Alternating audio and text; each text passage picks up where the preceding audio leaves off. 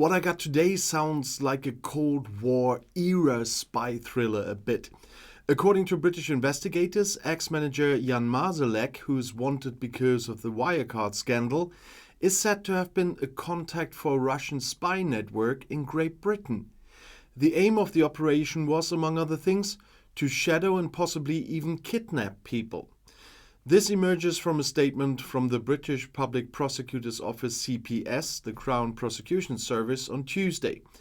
Accordingly, from the summer of 2020, shortly after his escape from Germany, Marsalek is said to have played a central role as a mediator between Moscow and a group of Bulgarians who have to answer in court in London as suspected Russian spies. A first hearing took place on Tuesday at Westminster Crown Court in London. The 2 women and 3 men who were arrested in February all deny the allegations. According to the public prosecutor, Marsalek is also part of the espionage conspiracy that they are accused of. A request from the German press agency to Marsalek's lawyer asking for a statement on the allegations was so far unanswered. The German news magazine Der Spiegel had previously reported on the allegations. Marsalek was formerly CFO and sales director of the financial service provider Wirecard, has been in hiding since the summer of 2020 and is believed to be in Russia. He is considered the main suspect in the Wirecard scandal, the largest fraud case in the history of the Federal Republic. As the CPS statement shows, Marsalek is said to have given orders to the leader of the alleged spy cell in Great Britain, that's all in R. He is said to have delegated the tasks to the other suspected members of the spy cell. All 5 defendants were paid for their work, as the CPS statement said. The investigators evaluated chats from the short message service Telegram between Marsalek and R. This is said to have involved, among other things, the procurement of military equipment for Russia, the provision of espionage tools such as digital devices, software and hacker manuals, the interception of communications, and the shadowing of people unpleasant to Moscow. A large part of the espionage activity is said to have taken place outside Great Britain, though. In addition to shadowing people, as we say, Marsalek is also said to have given orders to scout out locations relevant to Russia, such as a NATO base in Germany. The Kazakh embassy in London is also said to have been the target of spying. Among other things, the investigators evaluated witness statements from people who were the target of the alleged surveillance. During searches in connection with the case, a large number of forged passports from various European countries were seized, and that was just part of everything that was seized, but an interesting one. Several of the defendants, therefore, also have to answer for document falsification. And what they called advanced electronic surveillance equipment was also found. At Wirecard, Marsalek was responsible for business with so-called third-party partner companies, external payment service providers that processed or are said to have processed credit card payments on Wirecard's behalf, and that primarily in Asia. In the summer of 2020, the then DAX group collapsed because 1.9 billion euros of alleged proceeds from this third-party business could just not be found. And Marsalek dropped out shortly before filing for bankruptcy. The criminal trial against former Wirecard boss Markus Braun and 2 other former corporate managers for alleged billion-dollar fraud has been ongoing in Munich since December last year, but not with Marsalek. Braun, who has been in custody for over 3 years, has repeatedly rejected the allegations and, for his part, blames a gang of criminals in the company for the scandal, with Marsalek playing a key role. And even officially, there are apparently now disagreements between the British and the Germans, just not because of that case. Because Britain apparently wants to force a new delivery of Eurofighter jets to Saudi Arabia against Germans' vote.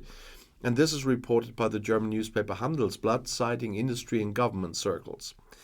Among other things, the British are putting pressure on the federal government with a clause that, in London's opinion, could force Germany out of the project. The passage was therefore anchored in a declaration of intent when Great Britain, Germany, Spain, and Italy agreed to jointly produce the Eurofighter a few years ago. If one partner refuses an export permit, another partner can produce the required parts themselves that would previously have come from the country with a refusal attitude. That's what government and industry insiders report. In the summer, German Chancellor Olaf Scholz initially ruled out a Eurofighter delivery to Saudi Arabia, which the federal government is now also referring to. But London really wants the deal with the Saudi kingdom, according to government circles in Berlin. They say the pressure is immense. When contacted by the newspaper, the British government responded, "The United Kingdom remains steadfast in its commitment to our strategic defense relationship with the Kingdom of Saudi Arabia."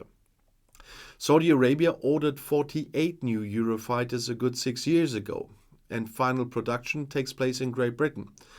Overall, Germany has a share of almost 30% in the Eurofighter project. And now, according to another newspaper report, British Prime Minister Rishi Sunak personally intervened with Chancellor Olaf Scholz to get Germany to agree to the delivery of those 48 Eurofighter jets to Saudi Arabia. The British newspaper The Times says Sunak is at the center of a joint campaign to get Germany to approve arms exports, which are estimated to be worth well over 5 billion euros. Well, but at least German-British relations look better elsewhere. Germany and Great Britain want to work more closely together on the expansion of so-called green hydrogen. A hydrogen conference is planned for the cooperation in Berlin, or was planned for Berlin on September 26th. And Great Britain already emphasized the expansion of renewable energy in a national hydrogen strategy a good 2 years ago. It is planned to establish an industrial hydrogen market based on the model of the British offshore wind industry that was set by the Federal Foreign Trade Agency Germany Trade and Invest, GTI. Hydrogen should also be exported to the EU, and green hydrogen is used when electricity from renewable energy sources is used to produce it. The German Federal Minister of Economics, Robert Habeck, sees enormous economic potential in the development of hydrogen technology in Germany. Hydrogen should play a central role in the transition to a climate-friendly restructuring of the economy, for example, in the steel industry. However, most of the hydrogen has to be imported at the moment. On the other hand, hydrogen should serve as an energy source and thus also as an energy storage device.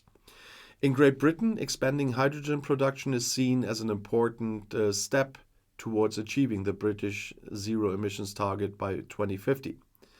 There are high hopes, especially in Scotland, that the direct export of hydrogen to the EU could not only open up lucrative sources of income, but also accelerate the transition from fossil fuels, although other videos in this week will show differently. Top Scottish politicians had repeatedly pointed out the great potential of Scotland and increasingly promoted deliveries to Germany.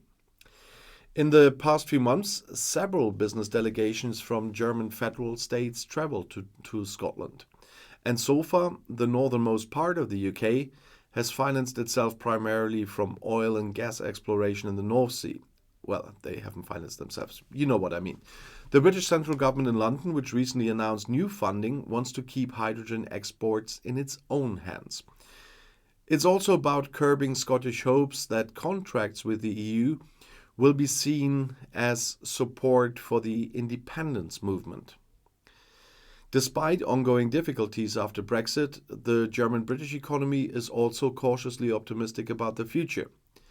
Brexit could have been a catastrophe, said the president of the British Chamber of Commerce in Germany, that's Michael Schmidt, We are pleased that the long-standing trusting relationships between our countries and British pragmatism have long since made good mutual business possible again. I don't know what this guy was taking, but I want some of that. At the same time, the Chamber emphasized that it had never supported Brexit. Schmidt particularly praised the role of British Prime Minister Rishi Sunak.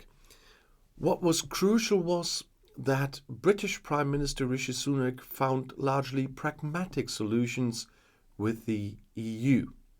Well, the Chamber President referred to the agreement on special Brexit rules for Northern Ireland between Great Britain and the EU, and for the small part I can agree. The so-called Windsor Framework, which Sunak and EU Commission President von der Leyen negotiated a good 6 months ago, creates, or was supposed to create, political stability, but we still have the DUP. But this will also create greater confidence in the British market in the medium term, because companies can now once again assess the potential and restrictions of economic activity in the United Kingdom in the long term, said Schmidt. But still, Brexit is a catastrophe, I say. Great Britain left the EU at the end of January 2020, has no longer been a member of the EU internal market and the customs union since January 1st, 2021. And despite a trade agreement negotiated at short notice, there have since been difficulties in the bilateral exchange of goods, and there are more to come.